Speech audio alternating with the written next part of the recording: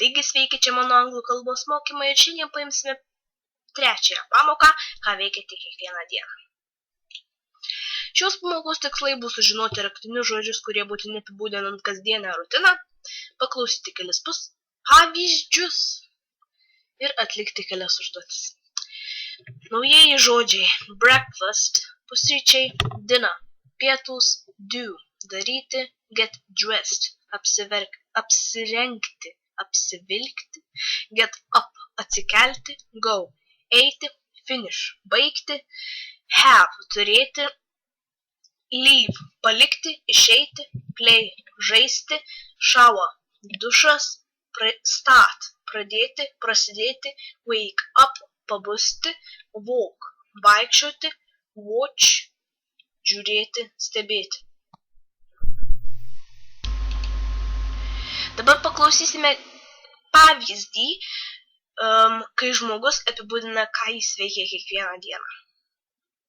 I do the same things every day. I wake up at 7, but I stay in bed until 7:15. Then I get up and have a shower. That really wakes me up. I get dressed and then I have breakfast, some toast and a cup of coffee. I leave the house at 8:30 and walk to the bus stop. I go to work by bus. I start work at about 9. And I finish work at 5 or 6. In the evening, I have dinner and watch television or play on the computer. I'm usually in bed by 11.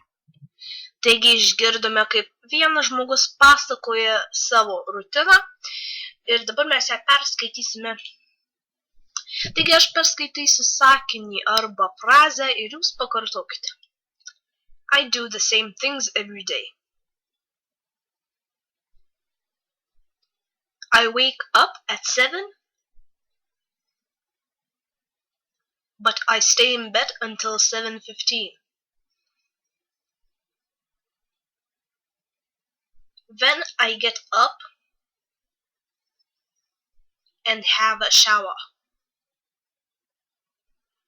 That really wakes me up. I get dressed and then I have breakfast,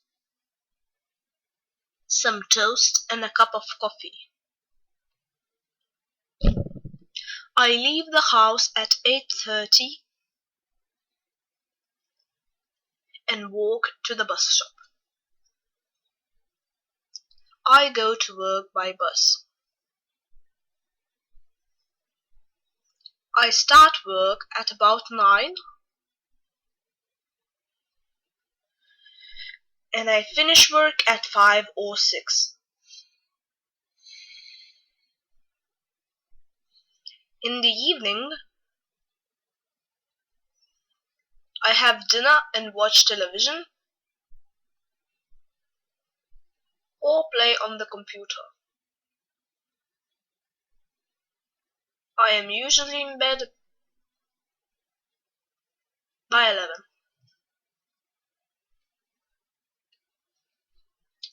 Taigi perskaitėme ir dabar tiesiog pereikime dar kartą. Taigi aš darau tuos pačius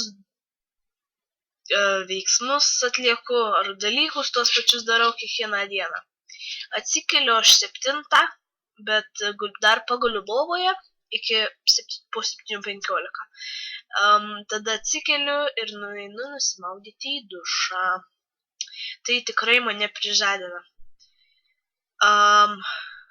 Aš apsirengiu ir valgau pusryčius. Va tas ir yra labai komplikuojama. Kažkas tokio, bandau per daug sudėtingų savo žodžius vartoti. Have breakfast, turėti pusryčius. Nevalgyti, eat breakfast, bet have breakfast. Have a shower, turėti dušą. Ne wash in the shower, pavyzdžiui, praustis duše, bet turėti dušą. Aišku, dar yra keli have, aišku, dinner, tai visi valgymai, pusryčiai, pietūs, vakarienė, Eina I have breakfast, I have dinner, I have supper. I have shower, I have a bath.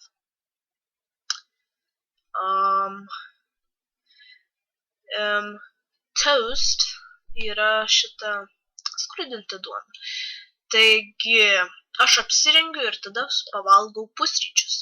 Skrudintos duonos ir puodelį kavos. Iš namų išeinu po 8:30 ir einu į autobusų stotelę. Į darbą aš važiuoju autobusu. Pradedu dirbti apie 9 ir pabaigiu dirbti 5 arba 6. Vakare pavalgęs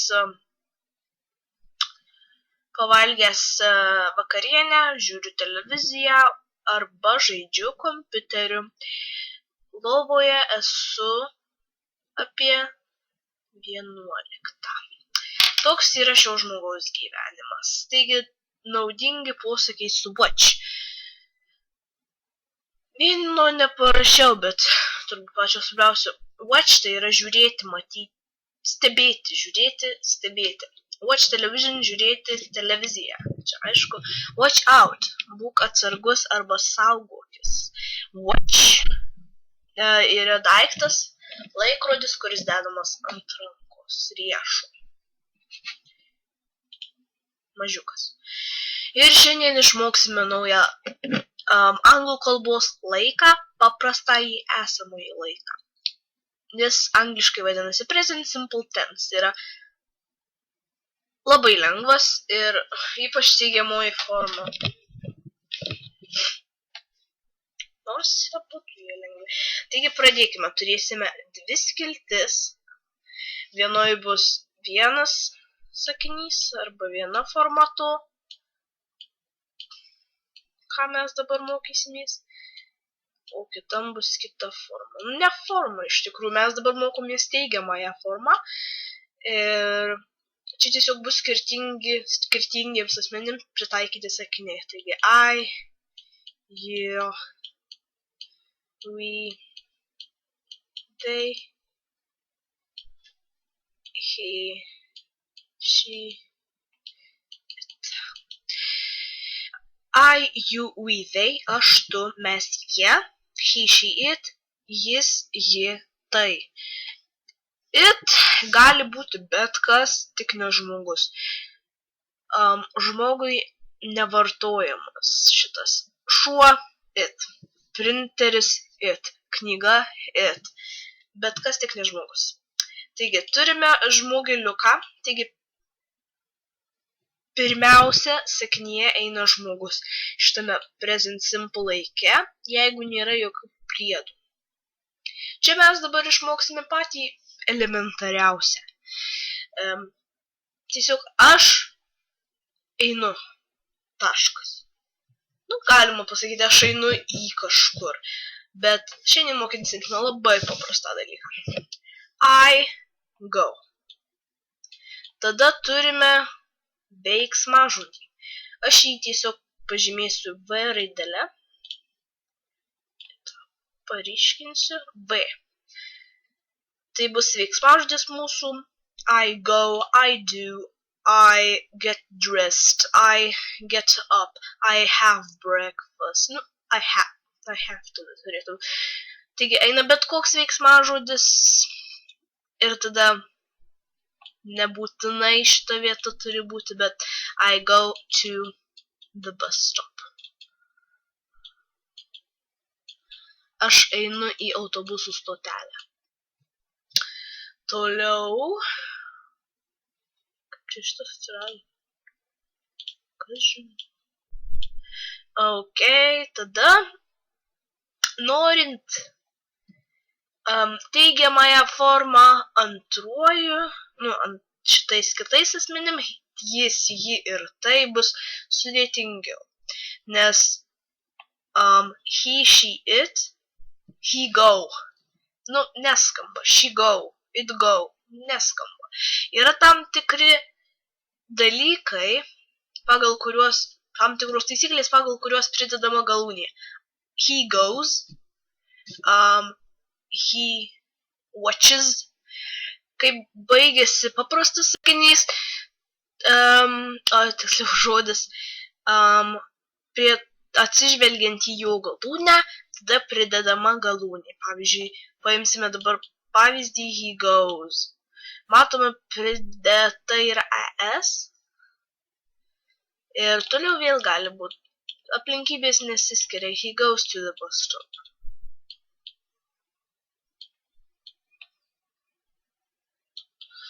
Taigi, dabar čia veiksmažodis, verb,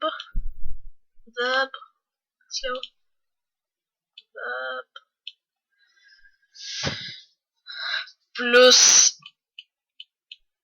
galūnė G. Verb plus G. Labai lengva. Taigi dabar pažiūrėsime, nuo ko priklauso. Taigi, jei galūnė S pridedama prie tokių veiksmažodžių kaip ask, get, hope, know, like, live, want.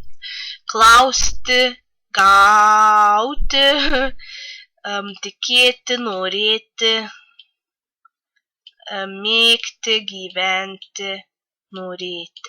Jeigu to ask, aš dabar pasakiau bendrą, tiesiog norėdamas tiesiog išsiaiškinti jų reikšmę.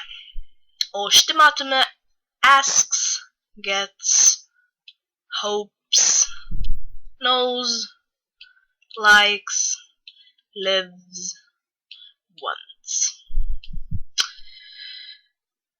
Pridėta S raidukė tiesiog gets, asks, hopes, knows.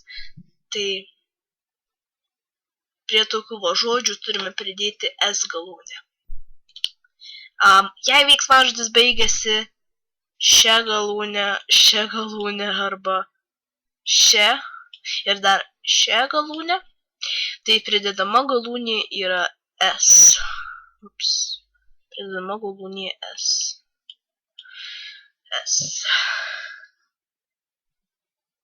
Do, go, miss, teach, watch.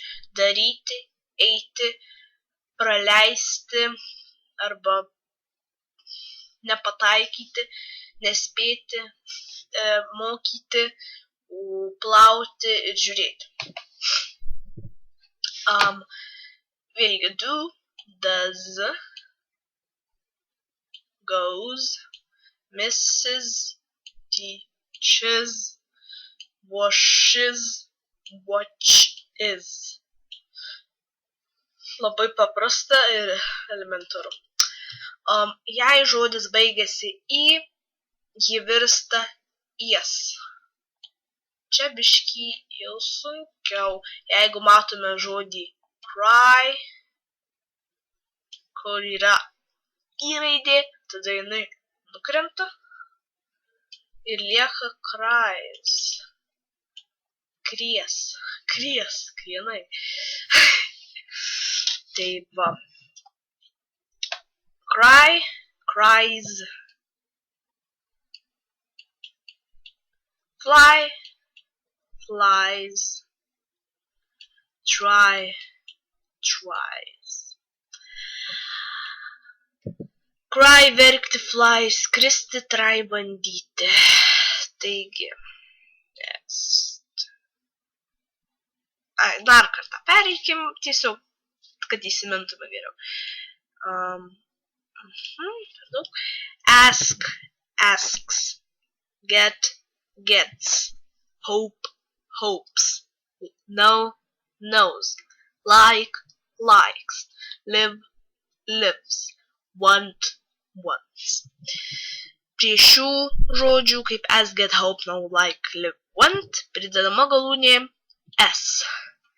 Jei veiksmažodis baigėsi tomis galūnėmis, kurios parašytos va štai čia, tada pridedama galūnė ES. Do, go, miss, teach, watch. Pridėdame ir gauname does, goes, misses, teaches, washes, watches. Taigi, tęskime. Jei žodis baigėsi į, jį virsta jes. cry, fly, try virsta cry, splice, try. Dabar išmoksime neigiamąją formą. Irgi labai paprasta, dar paprastesnė netgi manau, nei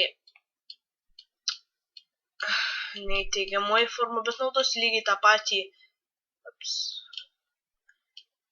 patį schemą. Vėlgi, I, you, we, they, he, she, it. I, you, we, they. Ir dabar čia ir bus skirtumas don't arba do not. Rašysim do not arba don't. Tiesiog do daryti ne. Taip, pažodžiu nedaryti do not. Not do. Nu, taip nieks nesako I do not do. Aš nedarau to, bet do not, tai daryti ne. Ir tada veiksmažodis kaip ir buvo, taip ir liko. I don't go, I don't fly, I don't swim, I don't run. Čia eis kitaip biškį. Doesn't, does not, he do not. Aišku, vėl kažkaip aborigeniškai skamba, todėl tiesiog pakeista doesn't. Nesu tikras, kur dėti reikia artikelį ar po N ar po S. Taigi, does not, doesn't. Ir čia yra didelis skirtumas, paprastas veiksmažodis jokių galūnių. Galūnės yra skirtos tik teigiamąjai formai. He doesn't fly, he doesn't run, he doesn't swim, he doesn't jump. I don't fly, I don't swim, I don't run, I don't cry, I don't jump. Viskas labai paprasta. Tiesiog veiksmažodis be jokių galūnių abiejose, tačiau teigiamą formą, man atrodo, dažniau visi naudoja ir todėl geriau išmokti teigiamąją formą, negu pasilikti tiesiog. Taigi, I don't do something. He doesn't do something. Labai paprasta, labai gerai išmokstama. Ir prie praktikos. Pabaikite sakinius pritaikydami išmoktas gramatikos taisyklės. I get up at 7:15. Pridedama galūnę, gaunasi he gets up. Gets up. Vėlgi, get,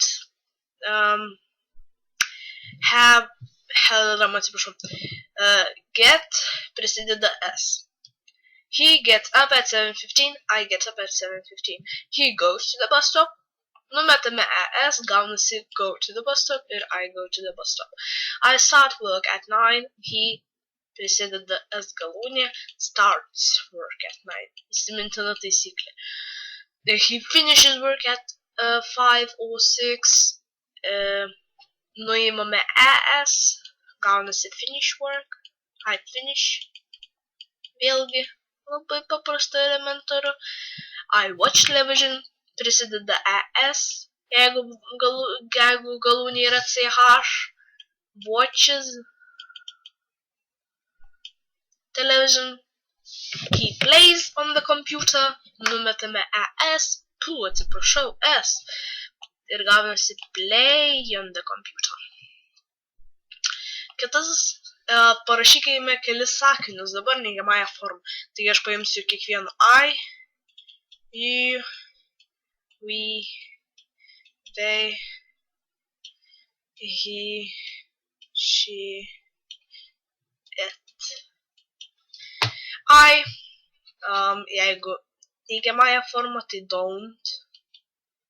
Kaip negražiai parašiau. You don't. We don't. They don't. He doesn't. Vėlgi įsimintina taisyklė. She doesn't. Atsiprašau, kad taip negražiai rašau doesn't. Ir I don't run. You don't. We don't jump. They don't do it. So he doesn't print. She doesn't count. Kas yra skaičiuoti. Ir it doesn't bark. Kas yra loti. Taigi, parašėme kelis sakinius ir papasakokime dabar apie save naudodami išmoktas gramatikos taisyklės. Aš parašiau 4 sakinukus, aišku, galima daugiau. I wake up at 7:15, tai I get dressed, I have breakfast at 8, and I go to school at 8:45. Labai paprasta. Jeigu nesupratote, pabandykime kartu. Visada tai įmanoma dabar su šiomis technologijomis.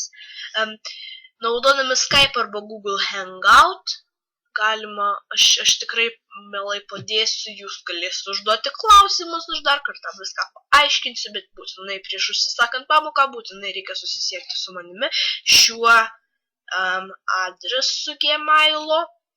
Tai yra anglų kalbos mokymai 1, nepamirškite parašyti 1 @gmail.com. Nu tai ką, ačiū, kad buvote kartu, ačiū, kad klausėte ir viso